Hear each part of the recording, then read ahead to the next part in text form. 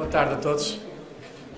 Com o nosso pedido de desculpa por um atraso decorrente de um almoço um bocadinho mais longo, perdemos um bocadinho a conta e depois há algum tempo aqui perdido ou ganho, não sei, mas a conversar com a comunicação social. A doutora Isabel Pires de Lima realmente hoje honra-nos com a sua presença neste nosso encontro sobre José Saramago. E eu vou ser muito breve, porque acho que o importante, de facto, é ouvir a doutora Isabel e não a mim.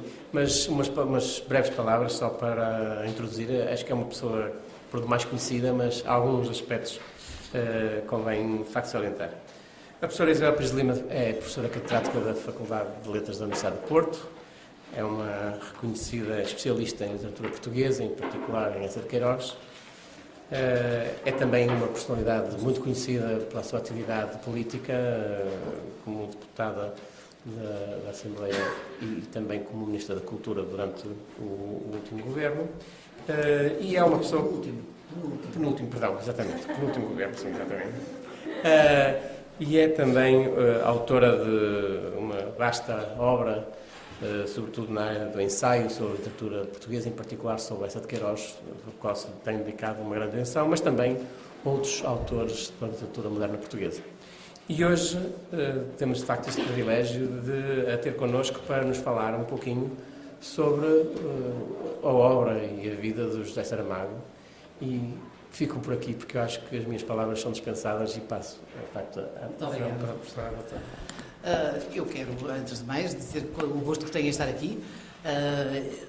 Gosto sempre muito de sair da minha faculdade e de ir ao encontro de potenciais leitores ou leitores que estão noutros espaços, e ainda me agrada mais fazer isso quando se trata de vir a outra faculdade da minha universidade. Portanto, tenho muito gosto em estar aqui, agradeço o convite e agradeço também, enquanto alguém cuja vida tem sido preponderantemente ensinar literatura, ou procurar ensinar a ler, mais exatamente, ou procurar convidar a ler, quero também dizer que vejo com muitos bons olhos estas iniciativas e sei que a doutora Ana Azevedo se tem empenhado aqui na Faculdade de Engenharia no sentido de, exatamente, procurar sensibilizar para a leitura. Essa, portanto, é também um aspecto que eu gostava de salientar. Disseram-me que eu deveria ocupar cerca de 20 minutos, meia hora. É isso que eu vou tentar fazer. Evidentemente que me parece que não será muito sensato eu gastar tempo falando-vos de muitos aspectos da vida de Saramago, que são fáceis de toda a gente. Por um lado, foram mediatizados há pouco tempo, quando do seu falecimento, e por outro lado, são aspectos que estão ao alcance de uma tecla, não é verdade?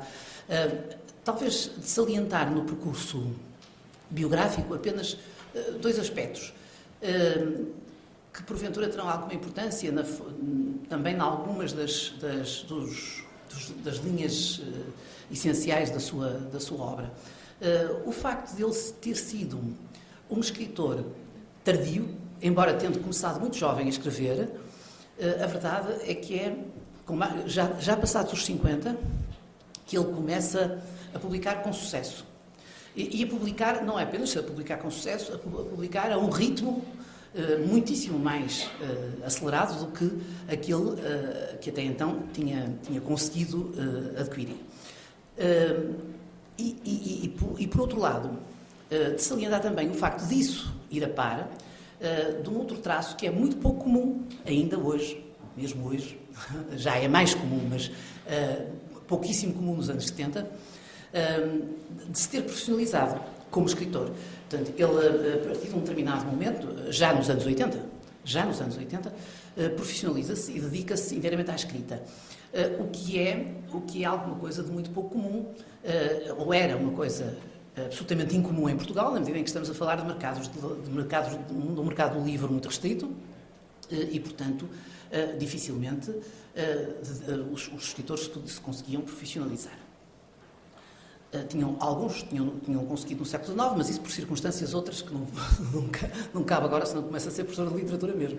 Não cabe agora analisar, evidentemente. Portanto, parece que é de salientar esse aspecto, porque é realmente um aspecto muito particular, e por outro lado também de salientar o facto de Saramago ter sido um escritor, não direi autodidata, mas quase autodidata, na medida em que foi alguém que fez um curso técnico de nível médio, nível secundário, digamos assim, e cuja primeira profissão foi uma profissão de operário, como serralheiro mecânico, e que nasce numa casa sem livros, numa família sem livros, e que começa a interessar-se de uma forma quase compulsiva pela leitura e a frequentar espaços públicos de leitura, dos poucos que existiam na época também, portanto, aprende a escrever como toda a gente aprende, lendo, porque não há outra forma de aprender a escrever que não seja lendo. Portanto, eu salientaria estes aspectos que me parecem assim mais curiosos. O resto é mais ou menos sabido, não valerá muito a pena gastar, como digo, tempo com isso. Eu talvez preferisse, por um lado, e antes ainda de dizer isso, mas por um lado, talvez preferisse restringir-me à obra romanesca do Saramago, porque é aquela em que ele é mais distinto, digamos assim, mas chamando a atenção para o facto de ele ser um escritor bastante polifacetado, quer dizer, ele experimentou praticamente todos os géneros, desde a poesia, pouca, passando pela crónica, muita, e onde ele tem bastante sucesso também, pelo teatro. Portanto, ele de facto visita pelos livros de viagem, etc. Portanto, ele visita vários géneros literários.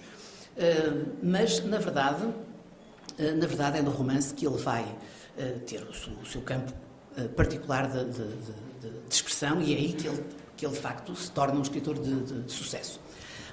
Eu iria talvez centrar-me tão só na obra ficcional, como estava a dizer, e na parte romanesca, não é na obra ficcional, na obra romanesca, e aquilo que me ocorreu, numa coisa, enfim, rápida, como é forçosamente esta que nos acolhe aqui,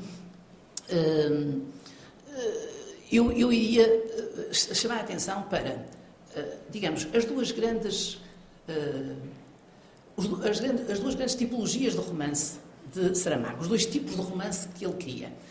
Claro que, como todas as supersínteses, podem já dar exemplos que fogem a isto que eu vou dizer, mas digamos que eu diria que os romances do Saramago se agrupam em dois grandes núcleos. Um tipo de romance que é preponderantemente que ele desenvolveu sobretudo na década de 80 e 90, que habitualmente se designa por romance histórico, isto é, romances de revisitação histórica, romances de temática histórica, e romances mais de cariz alegórico, sobretudo a partir da década de 90. E eu explico-me já o que é que quero dizer com ambas as coisas. Nos dois casos, quer estejamos a falar dos romances históricos, e quando falo de romances históricos estou a reportar-me desde logo ao Grande Memorial do Convento, mas que é um romance de 82, exatamente, de 82, mas também um romance como a História do Cerco de Lisboa, ou como o próprio ano da morte de Ricardo Reis, tem também uma componente forte de romance histórico. Portanto, reporto-me mais a esse tipo de romances. Enquanto que, na fase a partir dos anos 90, embora já antes, com Jangada de Pedra, tenha feito um exercício de romance alegórico, mas quer estejamos a falar de um tipo de romance, quer de outro tipo de romance, nos dois casos, como eu estava a dizer, é sempre a nossa condição contemporânea que está a ser pensada. É a nossa condição, umas vezes mais claramente a nossa condição de portugueses, do fim do século XX, outras vezes a nossa condição de seres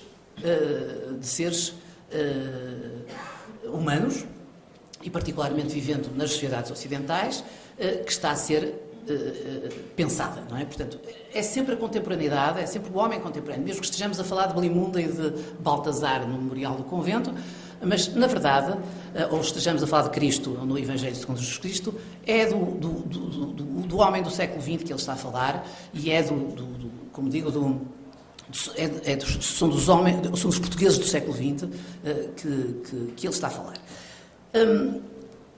Também nos dois casos, normalmente aquilo que Saramago faz é conceber mundos alternativos, mundos que nos obrigam a pensar noutras possibilidades em relação ao mundo que nós conhecemos. Nos obrigam a fazer exercícios de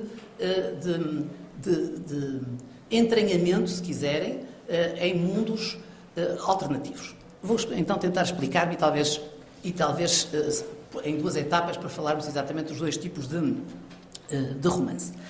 Ora, nos romances históricos, que aliás Saramago começa a publicar numa época em que há em toda a literatura ocidental uma grande vaga de romance histórico, portanto, ele não surge isolado na literatura europeia ou na literatura ocidental, surge numa onda de renascimento do romance histórico. Talvez importe lembrar que o romance... Se quiserem interromper-me, faz favor, interrompam, evidentemente, em qualquer momento.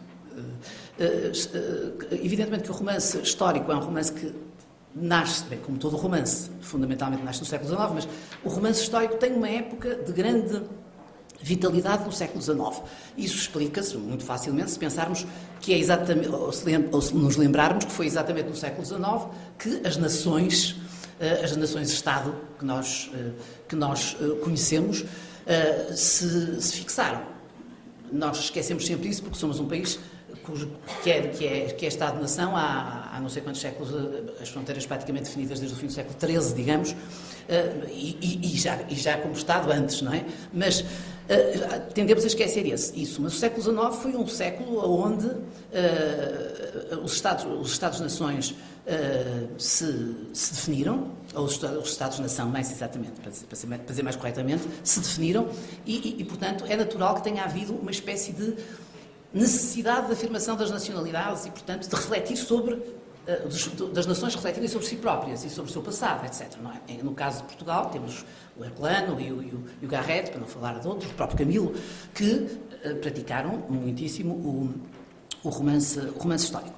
Ora, no final do século XX, nós vamos voltar a assistir a essa onda de romance histórico, também por uma variedade de razões, e algumas que também têm a ver com nacionalismos, mas sobretudo, acho eu, porque confrontados com a ameaça, entre aspas, esta palavra ameaça, a ameaça global, as territorialidades tiveram que se afirmar, não é? Sentiram necessidade de se afirmar. Os portugueses têm que se lembrar que são portugueses, os algarvios que são algarvios, os habitantes de Faro que são habitantes de Faro, os da aldeia de não sei quê que são da aldeia de não sei quê, não é? Portanto, isto é, há uma necessidade digamos, de reclamar as identidades territoriais locais, não é?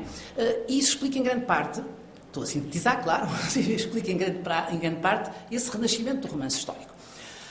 Simplesmente, o romance histórico do fim do século XX é bastante distinto do século XIX. Enquanto que o do século XIX vai tentar convencer o leitor de que está a reconstruir objetivamente o passado histórico, que está a ser objetivo na reconstrução do passado histórico, sabendo nós que não há objetividade, não pode haver objetividade no próprio uso da linguagem, não é? E muito mais na linguagem ficcional, mas pretende apresentar-se como reconstituidor fiel e objetivo do passado histórico. Ora, no romance pós-moderno, digamos assim, do final do século XX, vai assumir uma atitude absolutamente distinta.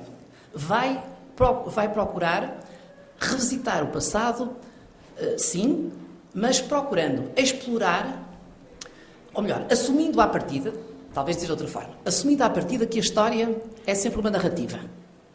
A história é sempre uma ficção. Isso a própria historiografia dos anos 60, 70 o reclama, não é? Portanto, nós não reconstruímos o passado. Nós lemos o passado, interpretamos-lo à medida do nosso presente. Portanto, fazemos sempre uma ficção do passado. Ora, o que é que... É partindo exatamente desse pressuposto de que a história é sempre uma narrativa, é partindo daí que os ficcionistas que cultivam o romance histórico vão partir desse pressuposto e vão revisitar episódios enfim, do passado nacional, coletivo, enfim, explorando possibilidades alternativas, diferentes daquelas que a história canónica nos faculta. A história canónica conta-nos que Dom João V mandou construir o convento de Mafra para agradecer a Deus a graça de ter tido um filho macho. Ora, na verdade, o ponto de vista que Saramago vai adotar para contar a história da construção do convento de Mafra vai ser não o ponto de vista da história canónica oficial, isto é, não é o ponto de vista de Dom João VI e do poder da época e da versão oficial, digamos, da historiografia portuguesa que nos conta a construção do convento do ponto de vista do rei, mas, portanto, no século XVIII, não é? Mas vai-nos contar a história da construção do convento do ponto de vista dos silenciados da história, do ponto de vista daqueles que nunca tiveram uma palavra a propósito, nunca tiveram acesso a pronunciar uma palavra a propósito da construção do convento. Portanto, vai-nos contar a história da construção do convento do ponto de vista dos humilhados, dos ofendidos, dos esmagados, dos explorados, enfim, de todos aqueles e basicamente dos construtores físicos do convento, dos trabalhadores que deram corpo ao convento. Portanto, vai-nos contar a história, e isto acontece nos outros romances da mesma forma, vai-nos contar a história em causa de um ponto de vista excêntrico. Portanto, sai do centro canónico para lugares da margem. Portanto, são sempre olhares marginais que nos são facultados, digamos assim. Portanto, do ponto de vista... Eu vou-vos ler aqui um passozinho do memorial, espero encontrá-lo. Eu trouxe muitos papéis, mas evidentemente já sabia que nem sequer para eles olharia, não é? No entanto, há aqui um passo que eu gostava de vos ler, do memorial do convento, em que ele diz o seguinte: está exatamente a contar um episódio que é um dos episódios muito engraçados. Talvez alertar para o seguinte: normalmente o narrador dos romances de Saramago adota sempre um ponto de vista, como disse, o ponto de vista conta-nos a história do ponto de vista das vozes excêntricas, e procura ele próprio interferir muitas vezes na narrativa, criando, em lugar de esclarecendo, criando mais possibilidades, criando mais suspensões, criando mais dúvidas, modelizando o discurso com talvez, não será que... portanto, é um narrador que não é cómodo para o leitor, não é um narrador omnisciente, é um narrador que obriga, que ajuda, que em lugar de ajudar o leitor a orientar-se, o desorienta. E propositadamente o desorienta. E num certo momento ele está a contar exatamente que terá sido o rei que mandou construir o convento, e está a contar o episódio do transporte da grande pedra, uma pedra gigantesca com toneladas e toneladas, que os trabalhadores estão a trazer de um sítio X, de uma pedreira X, para fazer a varanda central do convento, que é feita de um bloco só. Está-nos a contar esse episódio e diz-nos assim: e tudo por causa de uma pedra que não precisaria ser tão grande. Com 3 ou 10 mais pequenas se faria do mesmo modo a varanda. Apenas não teríamos o orgulho de poder dizer a sua majestade. É só uma pedra. E aos visitantes, antes de passarem a outra sala, reparem, de repente passamos do século XVIII para a contemporaneidade. Antes de passarem à outra sala, é uma pedra só. Por via destes e outros tolos orgulhos, é que se vai disseminando o ludírio geral, com suas formas nacionais e particulares, como esta de afirmar nos compêndios de história. Deve-se a construção do convento de Mafra ao rei Dom João V, por um voto que fez, se lhe nascesse um filho. Vão aqui 600 homens que não fizeram um filho nenhum à rainha, e eles é que pagam o voto, que se lixam, com perdão, com perdão da anacrónica voz. A anacrónica voz do narrador, obviamente, não é? Que salta do século XVIII para o XX, do ponto de vista oficial para o ponto de vista dos 600 trabalhadores que estão a transportar a pedra. Portanto, digamos que o jogo é sempre este. Por exemplo, no Evangelho segundo Jesus Cristo, em que a história bíblica nos é contada não do ponto de vista de Deus, que está no centro, mas do ponto de vista marginal de Cristo, que é crítico em relação a Deus, é também sempre este ponto de vista, digamos, eu depois eu sei que podemos conversar um bocadinho e posso-vos dar outros exemplos interessantes sobre os quais estou a passar adiante. Mas, dizia-vos eu, no caso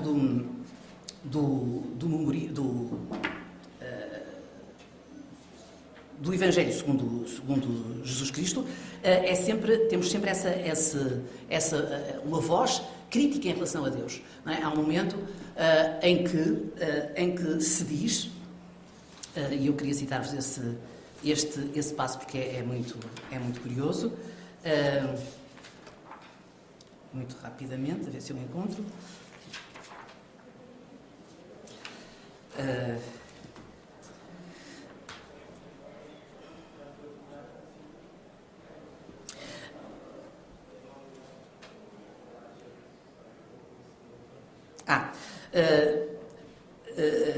É um momento em que o diabo está a assistir a um episódio e está em cima de um valado, assistindo a um episódio da história bíblica e da história humana. E o narrador diz: em cima deste valado está o diabo assistindo, pasmado da sua própria inocência. Aliás, isto vem na sequência da descrição de um auto de fé, que tem lugar no Rossio.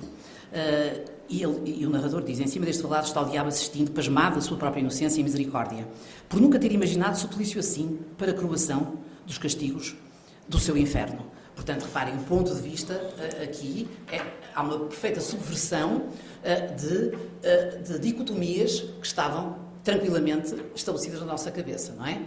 Como seja Deus e o diabo.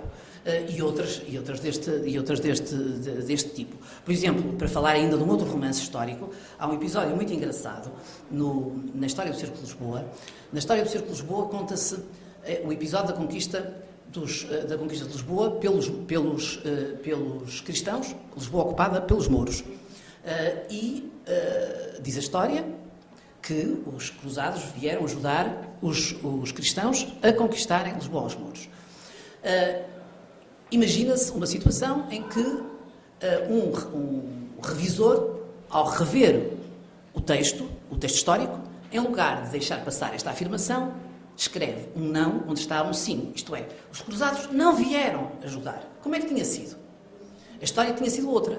Até talvez Lisboa nem tivesse sido conquistada, etc, etc, etc. Portanto, a história teria sido outra. E num determinado momento, conta-se o episódio célebre, e reparem que corresponde a um mito fundador da nacionalidade, do milagre de Eurique. Conta-se o episódio que Deus aparece ao rei português, no sentido de dizer: vais ganhar a batalha, vais cristianizar essa população. E, num determinado momento, o narrador diz assim, está a contar este episódio e diz o seguinte, e reparem, volto a lembrar que o milagre de Eurique é um mito fundador da nacionalidade portuguesa, não é? Portanto, estamos na própria base da coisa, não é? Portanto, o narrador diz: milagre de Eurique celebérrimo, quando Cristo apareceu ao rei português, e este lhe gritou, enquanto o exército prostrado no chão orava. Este lhe gritou, o rei português. O rei português gritou a Deus, não é? Apareceu-lhe, Cristo apareceu. E o rei português diz-lhe: aos infiéis, Senhor, aparece aos infiéis, não é? Portanto, o rei português está a dizer a Cristo: não me apareças a mim, aparece aos infiéis, e não a mim, que creio o que podeis. Mas Cristo não quis aparecer aos mouros, e foi pena que, em vez da crudelíssima batalha, poderíamos hoje registar nestes anais a conversão maravilhosa dos 150 mil bárbaros que, afinal, ali perderam a vida, um desperdício de almas de bradar aos céus. Portanto, eu estou a dar assim uns exemplos muito soltos e em vários romances para terem um bocadinho a ideia desse convite a uma releitura alternativa das possibilidades excêntricas, se quiserem, da história, ou marginais da história. Por isso mesmo, Saramago diz num determinado, logo no Memorial do Convento, perdão, logo em não é no Memorial do Convento, logo em Levantado do Chão, ele admite a possibilidade de que toda a história pode ser contada de outra maneira, qualquer história. E no Memorial do Convento, quase no fim, ele diz assim: afinal de contas, isto é mesmo um conto de fadas. E como todos os contos de fadas, pode ter, portanto, muitas versões. E acrescenta um pouco mais abaixo: como poderei achar-me, exatamente porque isto é um conto de fadas, como poderei achar-me nesta floresta de sim e não, de não que é sim, de sim que é não? Portanto, isto é, a história é sim, mas pode ser não. É não, mas pode ser sim. Portanto, a realidade é alguma coisa de oscilante, não é? E o passado também. Claro que depois, Saramago, porque do ponto de vista do pensamento, se subordina ele próprio a um tipo de filosofia de análise da realidade materialista histórica e dialética, não é? O que é que ele vai procurar sempre em todos os seus romances, e designadamente os históricos? Vai procurar um certo sentido para a história. Isto é, nunca há uma total perda de orientação histórica, digamos. Há sempre a preocupação de encontrar possibilidades de dar um sentido à história. Exatamente porque ele recusa uma visão, porque ele reclama ainda uma visão moderna da história e não exatamente uma visão pós-moderna. Exatamente porque ele acha que a história tem um fim, tem um objetivo, tem um sentido. Ao contrário, digamos, de uma certa forma do pensamento contemporâneo e particularmente do pensamento pós-moderno, que acha que há uma perda completa do sentido da história. Não é? Bom, mas isso podemos depois conversar, caso queira. Eu queria, antes de me calar, quero falar, evidentemente, um bocadinho do outro tipo de romances, dos romances de teor mais alegórico, que ele inicia já com a Jangada de Pedra, mas que depois vai, sobretudo, com o Ensaio sobre a Cegueira, ou com a Caverna, mesmo com o Homem Duplicado, mas sobretudo com o Ensaio sobre a Cegueira, com a Caverna, com todos os nomes, vai explorar muitíssimo. Eu talvez começasse por lembrar que uma alegoria, a alegoria é uma palavra que vem do grego e que quer dizer exatamente, eu digo isto para dizer aquilo. Isto é de alos, outro, não é? Vem da palavra alos, que quer dizer outro, e agoruia, que quer dizer eu falo, não é? Eu falo de outro para falar disto. Portanto, é sempre uma forma de construção de uma realidade para falar de uma outra realidade. Ora, na verdade, para falar da condição contemporânea do homem do fim do século XX e das nossas sociedades, dos nossos, digamos, das nossas instabilidades de homens ocidentais que perdemos o lugar de centro que tínhamos até ao fim dos colonialismos, basicamente, não é? Que nos sentimos hoje numa situação, obviamente, de muito maior fragilidade relativamente a esse lugar central e cómodo em que nos colocamos como senhores do conhecimento durante séculos, evidentemente. Portanto, para pensar esta nova situação do homem contemporâneo, particularmente do homem ocidental, evidentemente, que é aquele que ele tem visado nas suas obras, Saramago recorre à construção de alegorias, como seja uma jangada que navega pela Península Ibérica, feita jangada, que se solta da Europa e navega pelo Atlântico, ou como o Ensaio sobre a Cegueira, onde somos confrontados, e eu vou-me centrar um bocadinho neste romance, até porque o Ensaio sobre a Cegueira é, apesar de tudo, mais conhecido e, portanto, e a meu entender, não é dos romances mais extraordinários de Saramago, embora ache a ideia genial e o arranque genial, mas acho que o Ensaio sobre a Cegueira é um romance muito mais denso e muito mais eficaz, digamos assim, e mais belo também. Naturalmente, como obra de arte, antes de mais, tem esse objetivo de produzir beleza, não é? Através de um meio qualquer, no caso a linguagem. Ora, mas, portanto, no Ensaio sobre a Cegueira, o que Saramago vai fazer é, no fundo, criar um romance onde o leitor já não se vai confrontar como nos anteriores com essas versões alternativas da história. Estamos num outro comportamento. Mas, portanto, a história conta basicamente o seguinte: uma espécie de uma epidemia coletiva, e nada mais em cima do acontecimento nos finais dos anos 90, não é? A altura em que o romance é publicado. Portanto, surge uma epidemia estranha, porque o romance começa com um sujeito que vai ao volante e que subitamente fica cego. Mas fica cego, passa a ver tudo branco.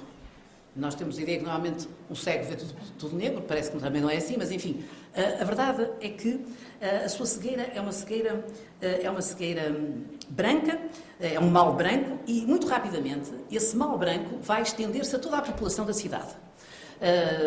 Aos poucos, o começo do romance é absolutamente extraordinário do ponto de vista exatamente da propagação da epidemia, não é?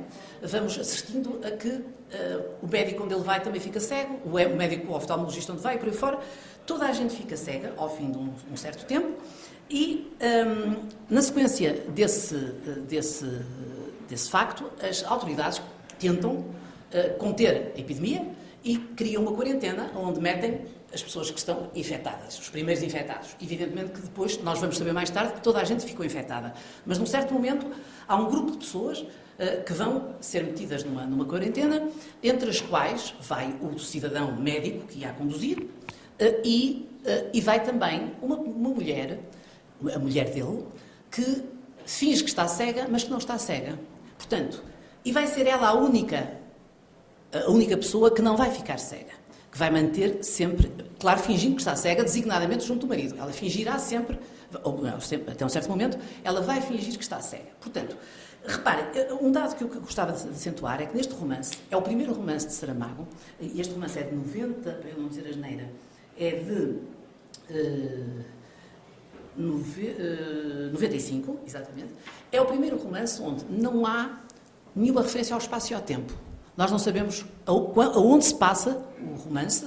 É uma cidade, tudo indica que é uma cidade do nosso mundo ocidental, tudo indica que é uma cidade do fim do século XX, mas as personagens não têm nome, isto é, estamos em plena atopia e em plena acronia. Portanto, não sabemos em que espaço é, em que tempo decorre, nem o nome das personagens. As personagens são o médico, a mulher do médico, a rapariga dos óculos escuros, por aí fora. Portanto, as várias personagens têm uma referência desta natureza. O que, reparem, porque é que eu estou a sinalizar isto? Porque isto contribui para criar alegoria, para criar exatamente a noção de que estamos a falar de uma coisa, embora queiramos falar de outras coisas, não é? E, aliás, é típico da construção alegórica, não é? Criar fazer esse exercício. Bom, portanto, dizia-vos eu, toda a gente, e acabo já, toda a gente fica cega, e depois vamos assistir à vida, que é uma vida absolutamente em que vamos assistir aos cegos descendo todos os degraus da abjeção, vamos vê-los viver num mundo absolutamente violento dentro da quarentena, que em tudo se parece com um manicômio. De resto, a palavra manicômio surge num determinado momento e essa semelhança é uma semelhança que vai conduzir o leitor, aliás, guiado pela voz da mulher do médico, vai conduzir o leitor a concluir que provavelmente não há uma grande diferença entre aquele manicômio e o manicômio que era o mundo de todos os dias, deixado lá fora. O mundo cá dentro e o mundo lá fora, afinal, são muito semelhantes. parecendo serem muito diferentes. Claro que o manicômio é dominado por uma máfia de bandidos, claro que a mulher do médico, assumindo o seu papel de líder, como tinha que assumir, protegendo o seu grupo, digamos assim, vai cometer o ato máximo de inversão dos valores que eram os valores a que ela estava habituada. Vai matar. E esse gesto de matar é exatamente um gesto que elucida o leitor quanto ao mundo às avessas, não é? Quer dizer, isto é, o mundo do manicômio, que afinal, ou da quarentena, que afinal tem muitas semelhanças com o mundo cá de fora, é um mundo onde os valores estão invertidos. Digamos, o bem e o mal, a separação entre o bem e o mal desapareceu, o certo e o errado, a vida e a morte. Portanto, a própria mulher do médico se interroga sobre quem é ela, quem é ela agora, que matou, não é? Ela interroga-se sobre tão longe estamos do mundo que não tarda que comecemos a não saber quem somos, nem nos lembramos sequer de dizer-nos como nos chamamos. E para quê? Para que iriam servir-nos os nomes. Quer dizer, há uma perda de identidade individual, uma perda de identidade subjetiva, uma normalização também. Quer dizer, tudo isso no sentido de nos ir conduzindo a concluir, nós leitores, irmos concluindo que afinal aquele mundo é um mundo muito semelhante ao mundo às avessas, que é o mundo cá de fora. Às avessas relativamente a valores que eram tidos por nós como valores certos, como valores seguros, e que deixaram de ser seguros. Bom, termino só chamando a atenção para o seguinte.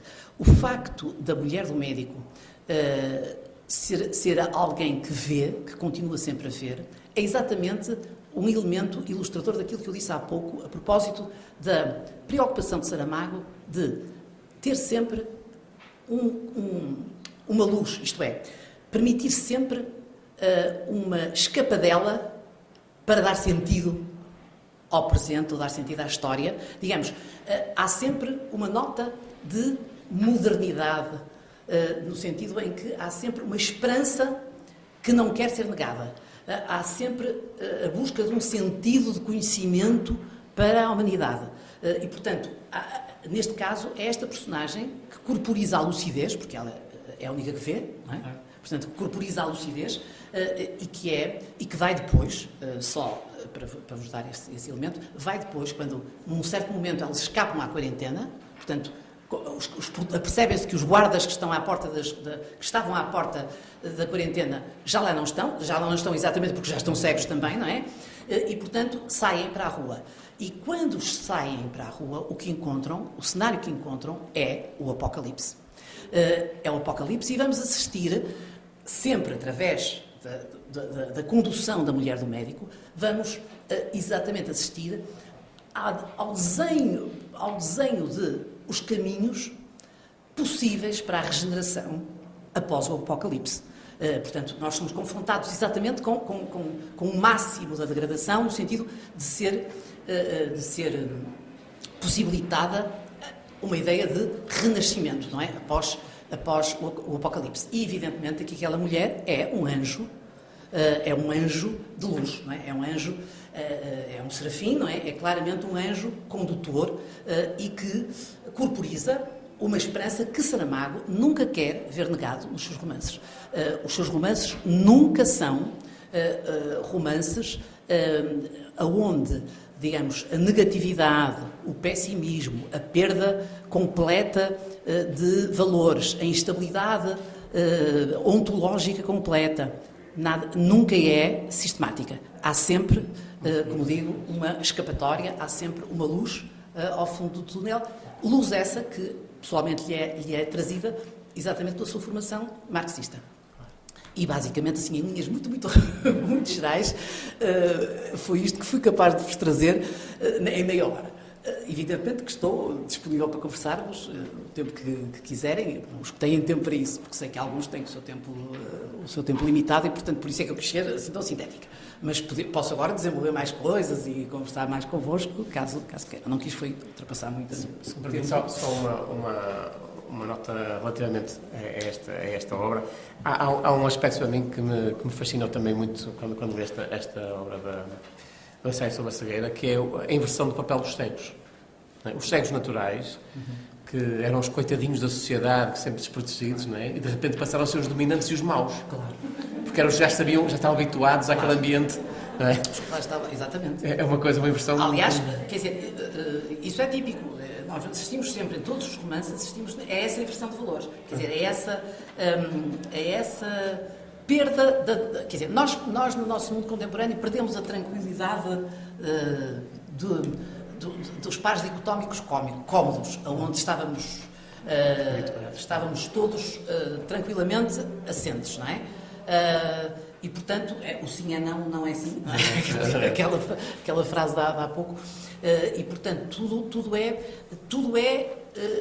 instável. No entanto, não se desiste definitivamente, não é? Já agora, deixem-me só ler-vos um passo aqui o ensaio sobre a cegueira começa com uma epígrafe, logo no início do romance, aliás, reparem, já agora uma outra coisa, reparem que o facto de se chamar ensaio sobre a cegueira já remete para uma certa instabilidade. O que é que a gente vai ler? Um romance ou um ensaio? E, portanto, é possível pensar de forma ensaística através de uma linguagem que é a linguagem da ficção. Portanto, já a oscilação começa logo no próprio título, não é? É logo um jogo que lança o leitor numa situação de uma certa instabilidade. Mas o ensaio sobre a cegueira começa com uma epígrafe que diz o seguinte. Eu tenho aqui em 2 sítios, é bom que encontre num deles.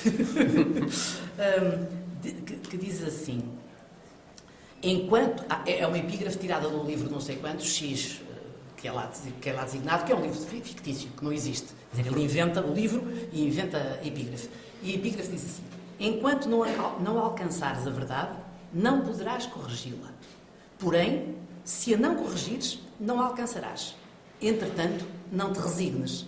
Reparem, é exatamente essa vontade de encontrar um sentido, não é? De encontrar um sentido para a história. E nesse aspecto ele é mais moderno do que pós-moderno, não é? Claro. Gostaria de ver se temos alguma intervenção da assistência, que queiram fazer alguma pergunta, algum comentário. Ou sobre outras obras também. Quer dizer, eu escolhi assim um bocadinho estas duas possibilidades porque me pareceu que era a forma mais fácil de sintetizar o que tinha para vos dizer.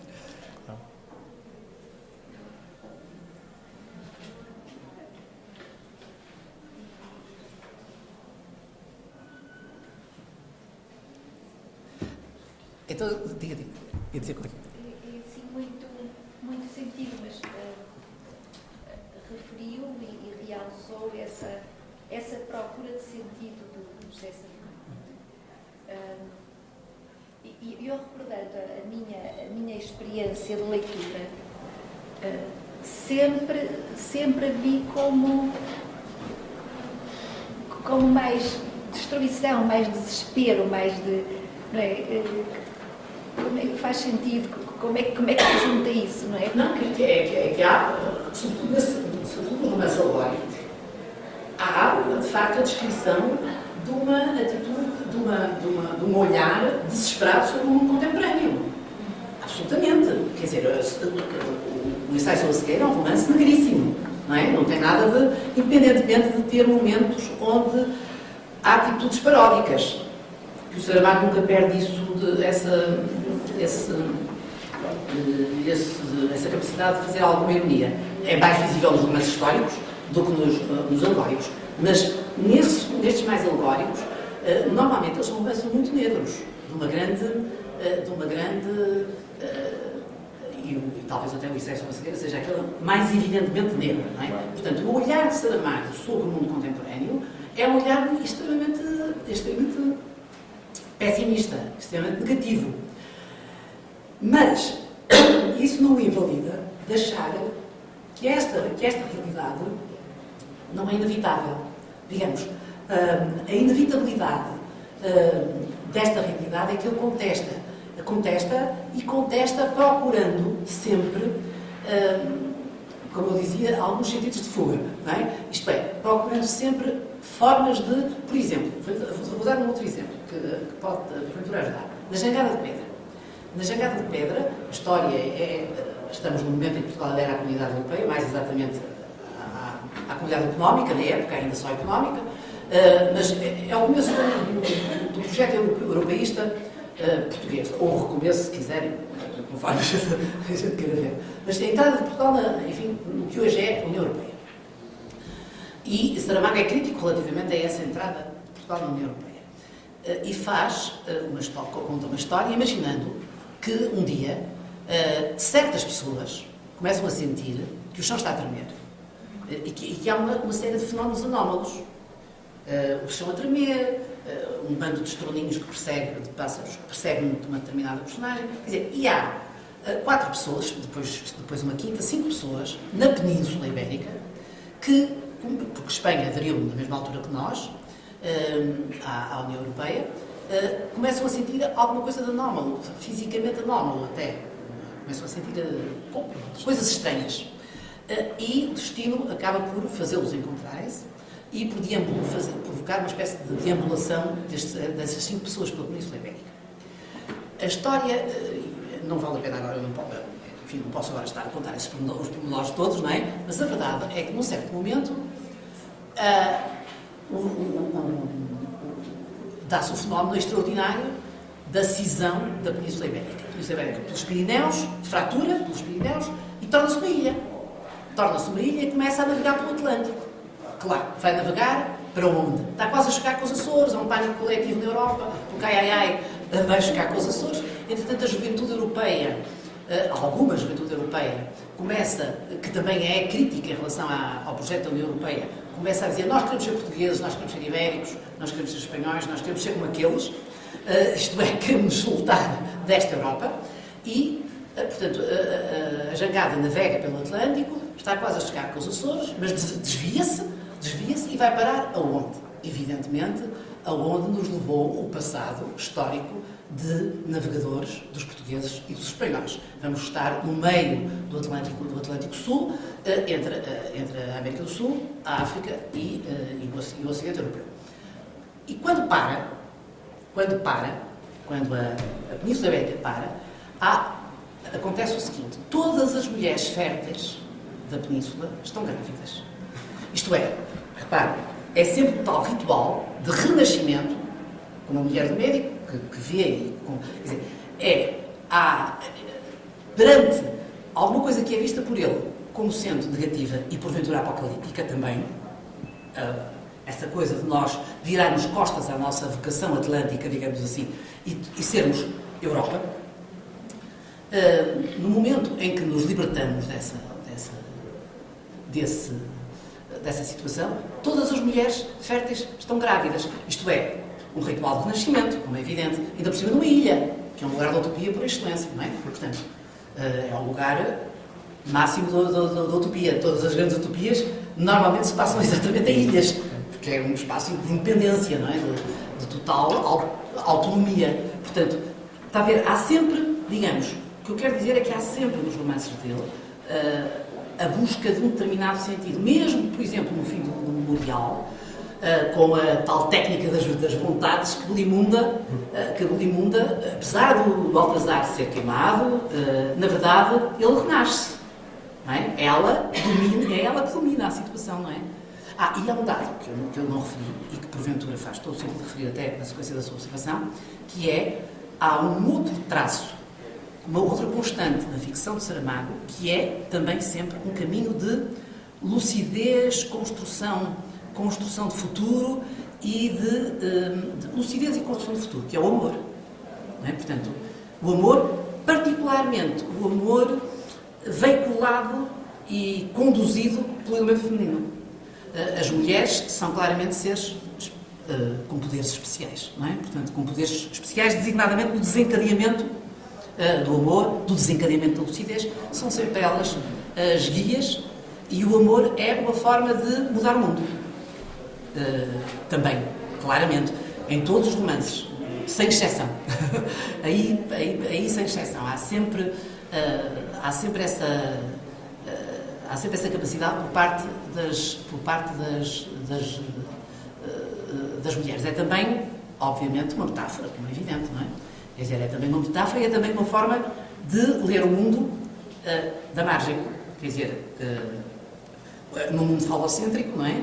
Onde normalmente a voz masculina é que está no centro, ele valoriza a voz e o gesto feminino. É, portanto, também uma forma excêntrica de olhar a realidade, não é?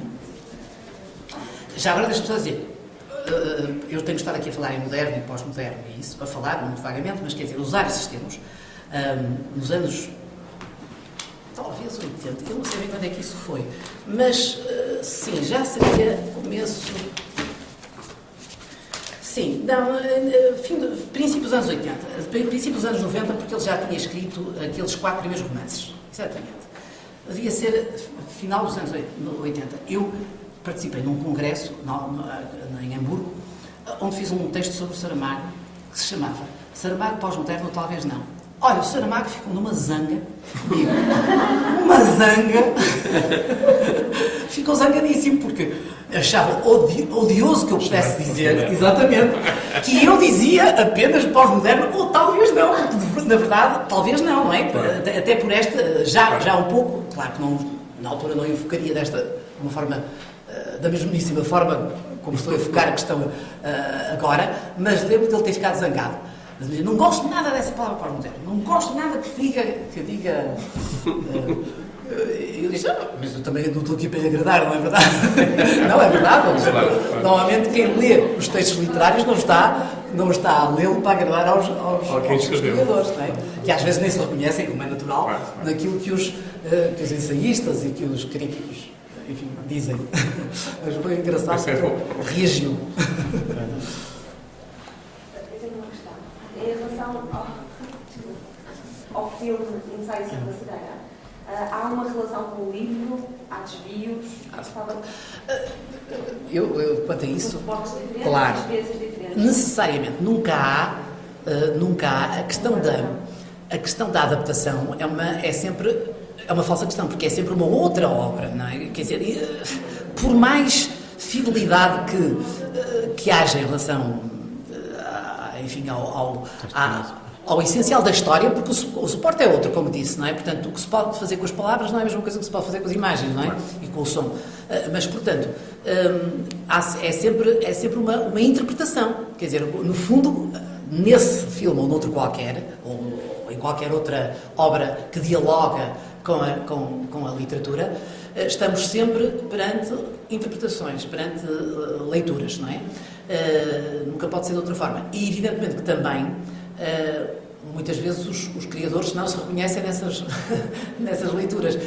Aliás, o Saramago, até muito tarde, eu lembro-me bem, até meados dos anos 90, ele ter sempre rejeitado propostas, designadamente lembro-me, já não sei se isso foi de domínio público ou se foi conversa em coisas destes encontros, já não me lembro bem, já não posso precisar, mas lembro-me perfeitamente de ter havido num momento uma proposta vinda de uma produtora qualquer de Hollywood, assim, extraordinária, relativamente ao Memorial do Convento.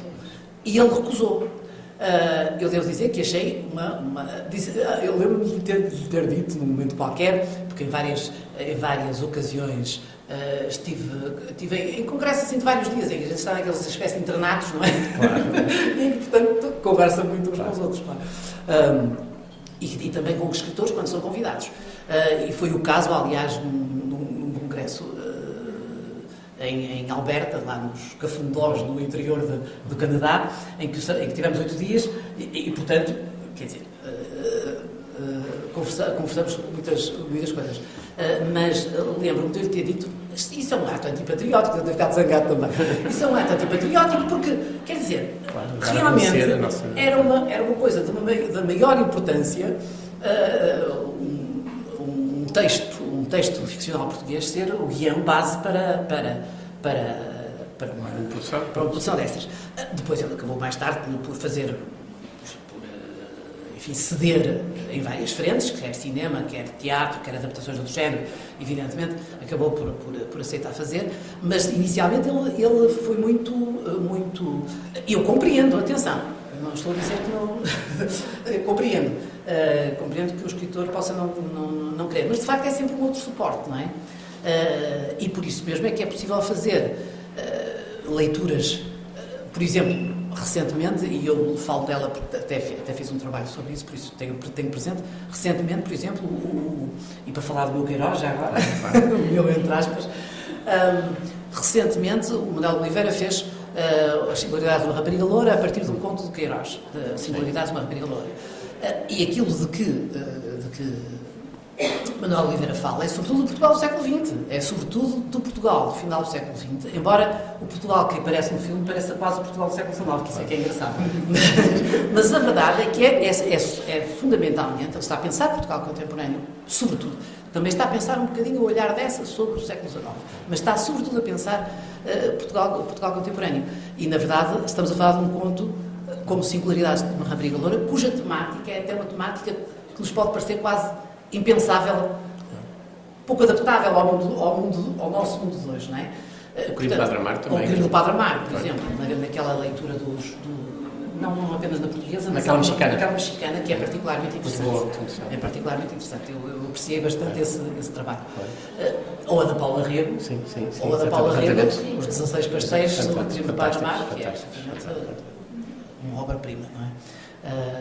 Só por isso o Essa justificava-se o Essa ter vivido. Só por ter dado origem ao Paula Rego, na minha opinião. E sou insuspeita de gostar da obra dessa Claro.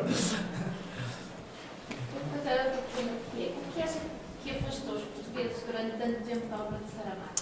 Eu penso que ultimamente alterou um pouco com a introdução da obra dele nos correitores regulares, a atribuição do Nobel, a morte dele até. Claro. Mas primeiro, há vários fatores que temos que ter em conta, não é? Primeira coisa, nos anos 80, e estou a falar dos anos 80 só, porque a obra anterior dele, que tem uma série de títulos, foi ainda menos lida, não é? Mas nos anos 80, os portugueses que seriam capazes de ler uma obra literária da dimensão de Saramago eram poucos, para começar. O público leitor alterou-se muitíssimo nos últimos 30 anos. Ao contrário, ao contrário de toda a gente que faz leituras pessimistas sobre a leitura em Portugal, eu faço uma leitura que não é otimista, é objetiva neste caso, porque estou apoiada em dados, em números. E, aliás, basta não querer ver, a gente às vezes não quer ver, não é? A gente vê o mundo como quer, já sabemos isso, todos nós. Vemos o mundo como queremos, mas a verdade é que se nós virmos o número de espaços onde se vende livro, a quantidade que se edita em Portugal, eu bem sei que a quantidade de títulos, bem sei que hoje os títulos editam-se com pouco número, porque não é preciso, já não é preciso, a edição hoje é uma lógica totalmente diferente da há 20 anos. Até pela tecnologia, não é? Hoje produzir 20 livros é mesmo que produzir 2.000, praticamente, enquanto antes não se podia produzir 20, era caríssimo, não é? Portanto, houve de facto um grande alargamento do público que é capaz de ler.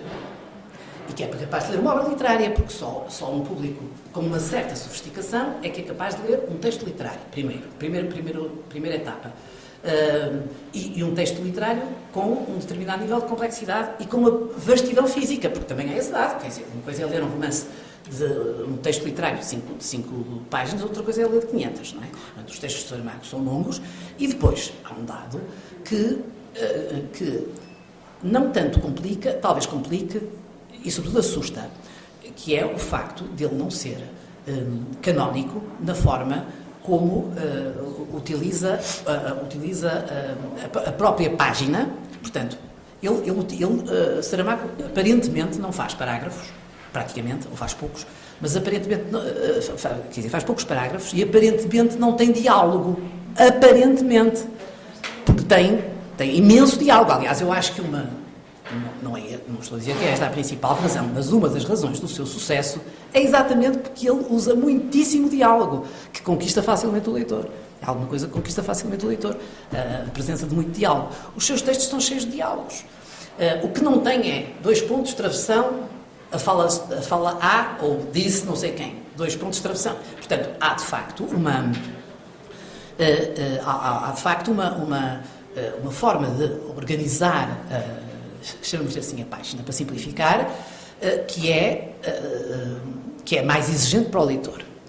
Por outro lado, o tipo de narrador que ele cria é um narrador complexo e um narrador que não cria confiança no leitor, neste sentido, quer dizer, não é fiável para o leitor, não é fiável. O leitor do romance tradicional há século XIX está habituado a quê? A um narrador, normalmente omnisciente, sabe tudo, ou quase tudo, e que o guia.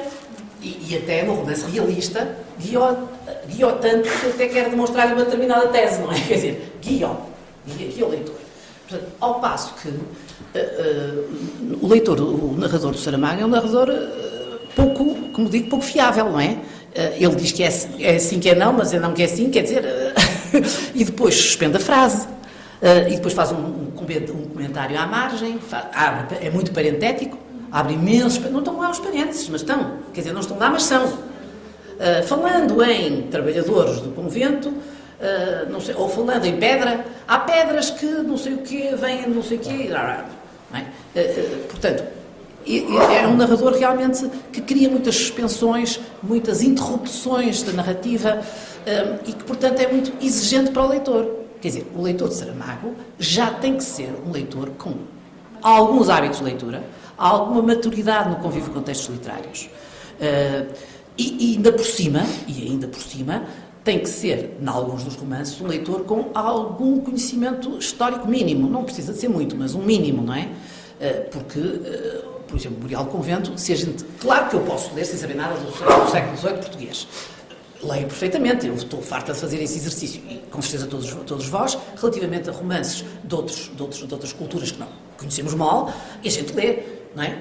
Claro que não lemos como um leitor que conhece aquele período histórico, lemos de outra forma, naturalmente. E um romance é uma obra de ficção que permite, evidentemente, isso mesmo, uma multiplicidade de leituras. É sempre uma obra que permite muitas interpretações.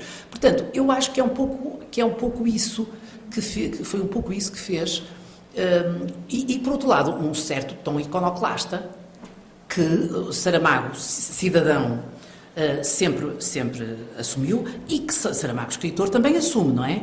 Uma certa iconoclastia em relação à história, em relação quando fala em história, fala em história religiosa ou em história nacional, ou o que quer que seja. Portanto,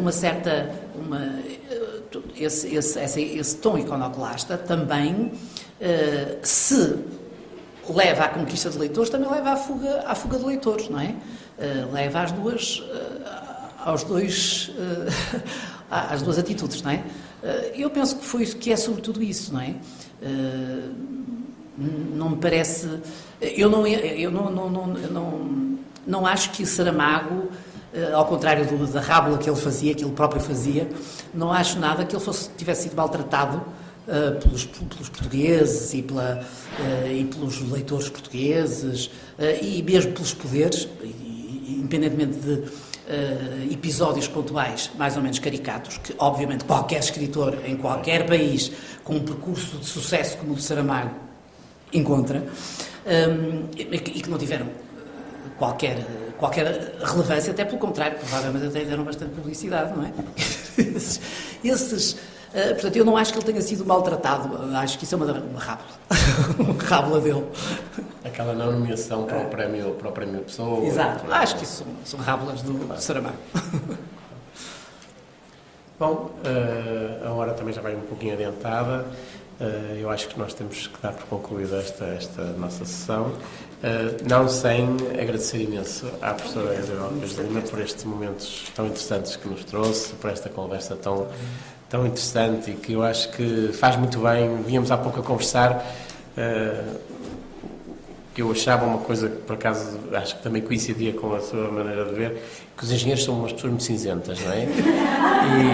E até o nosso edifício é todo cinzento, quase todo. E de facto estes momentos ajudam, se calhar, a colorir um bocadinho a nossa vida e a dar-nos uma perspectiva de que a vida não são só estruturas e outras coisas assim complicadas. Não, e sobretudo, eu acho que provavelmente há mais relação entre as estruturas e a ficção, neste caso, e a ficção, do que pode parecer à primeira vista. Eu hoje acho que cada vez, quer dizer, sempre achei, na verdade, basta dizer que trabalhei, do ponto de vista metodológico, com Sociologia da Literatura. Portanto, o que eu quero dizer é que eu acho que cada vez os saberes são mais interdisciplinares e cada vez faz mais sentido cruzarmos esses saberes, e cada vez acho que nós vamos caminhar na universidade, e não apenas na universidade, mas na universidade vamos caminhar cada vez mais no sentido de destruirmos aquilo que, como eu estava há bocadinho a falar disso, que estivemos a fazer nos anos 80, que foi departamentalizarmos-nos, afunilarmos, e agora estamos exatamente a fazer o contrário. Estamos a virar o funil de pernas para o ar, não é? E eu acho que isso vai ser. O futuro é isso, seguramente, e estamos a assistir. Inclusivamente, nós próprios, nas áreas das ciências humanas e das letras, sentimos isso, quer dizer, somos procurados hoje por imensos licenciados nas mais diversas áreas para fazerem mestrados e doutoramentos na área das ciências humanas, e também sentimos que